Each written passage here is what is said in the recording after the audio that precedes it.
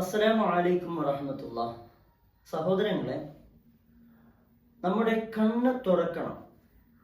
നമ്മുടെ രക്ഷിതാക്കള്, മാതാപിതാക്കള് വളരെ ഏറെ ഗൗരവത്തോടുകൂടി കാണേണ്ടുന്ന, നന്നായി ശ്രദ്ധിക്കേണ്ടുന്ന ഒരു കാര്യമാണ്. കുറച്ച് നാളുകൾക്ക് മുമ്പ് ഞാനൊരു ക്ലാസ്സിന് പോയ സമയത്ത് ഉണ്ടായിരുന്നൊരു അനുഭവമാണ്.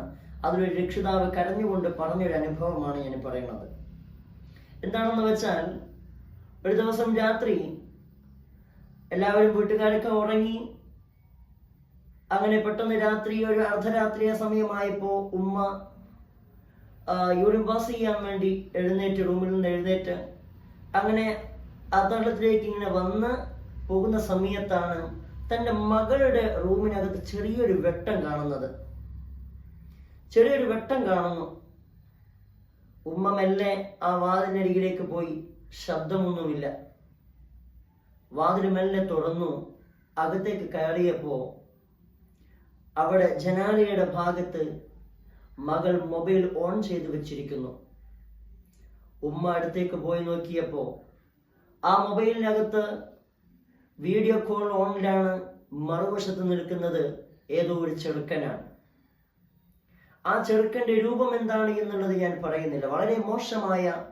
വളരെ മോശമായ രൂപത്തിൽ മറുവശത്ത് നിൽക്കുന്ന ഒരു ചെറുക്കൻ. അത് കണ്ട ഉമ്മ ആകെ ഞെട്ടിപ്പോയി. റൂമിനകത്ത് തിരിഞ്ഞു മറിഞ്ഞു നോക്കി, മകളെ കാണുന്നില്ല. അങ്ങനെ ആ ഉമ്മ റൂമിൽ നിന്നും മെല്ലെ പുറത്തേക്ക് ഇറങ്ങി. ആ റൂമിന്റെ ചെരുവ് ഭാഗത്ത് അവിടെ നിന്നപ്പോ ബാത്റൂമിൽ നിന്നും ഇറങ്ങി വരുന്ന മകള്. ആ മകൾ റൂമിലേക്ക് പോകുന്ന ആ രംഗവും കോലവും കണ്ട് ഉമ്മ ആകെ പരിഭ്രമിച്ചു പോയി. ആ ഉമ്മ പറയുന്നു, ഉസ്താദേ, കാണാൻ പറ്റാത്ത കോലത്തിൽ എൻ്റെ മകൾ ഇറങ്ങിപ്പോയി. റൂമിലേക്ക് കയറുന്നു. ആ റൂമിനകത്ത് ഡോർമെല്ലെ ചാരി വെച്ച് ക്ലോസ് ചെയ്തു. വീണ്ടും അവര് സംസാരങ്ങളാണ്. വളരെ മോശമായ സംസാരങ്ങൾ കേട്ടു. ബാക്കിയുള്ള കാര്യങ്ങൾ എന്താണെന്ന് നിങ്ങൾക്ക് ഊഹിച്ചാൽ മതിയല്ലോ. ഉമ്മാകെ നിലവിളിയായി. വീട്ടുകാർ എഴുന്നേറ്റു. വാതിൽ തുറന്ന ഉടനെ മകൾ അവിടെ ഉണ്ടായിരുന്ന കട്ടിലുണ്ടായിരുന്ന ഡ്രസ്സൊക്കെ വാരി വലിച്ചിടാൻ തുടങ്ങി.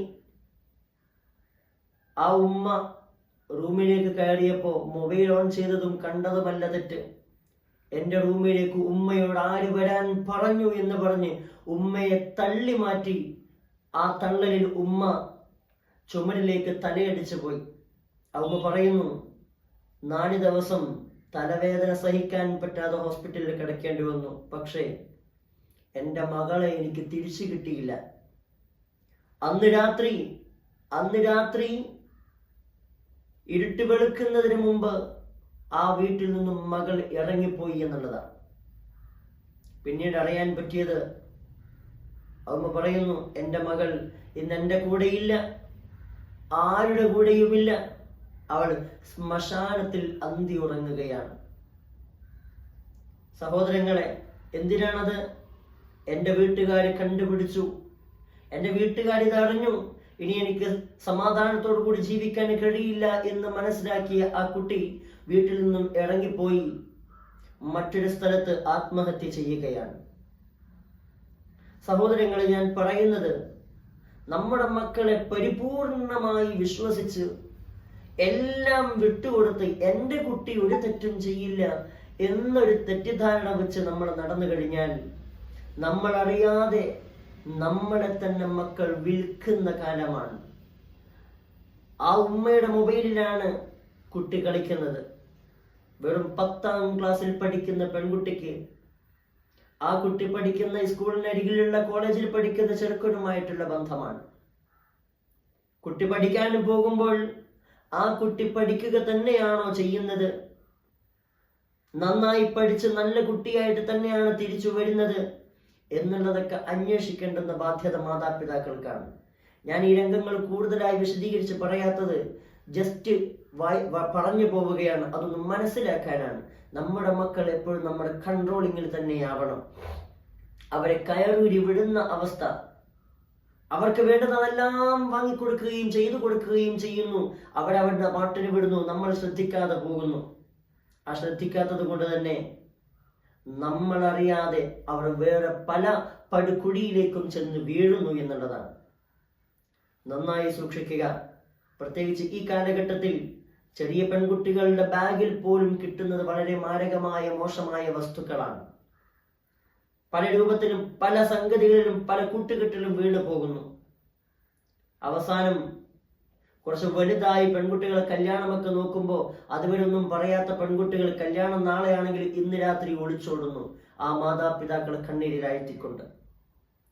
നമ്മൾ ആ പഠിക്കുന്ന കാലം തൊട്ട് മക്കളെ നമ്മുടെ വരുതിയിൽ നിർത്തി അവർക്ക് വേണ്ടുന്ന ശുശ്രൂഷകൾ കൊടുത്ത് അവർക്ക് ആവശ്യമുള്ള പഠിപ്പുകൾ കൊടുക്കുമ്പോൾ തന്നെ അവരെ നമ്മളെപ്പോഴും വാച്ച് ചെയ്ത് നമ്മുടെ കൺട്രോളിലാക്കി കൊണ്ടുവന്നാൽ മാത്രമേ നമുക്ക് നമ്മുടെ മക്കളെ തിരിച്ചു കിട്ടുകയുള്ളൂ.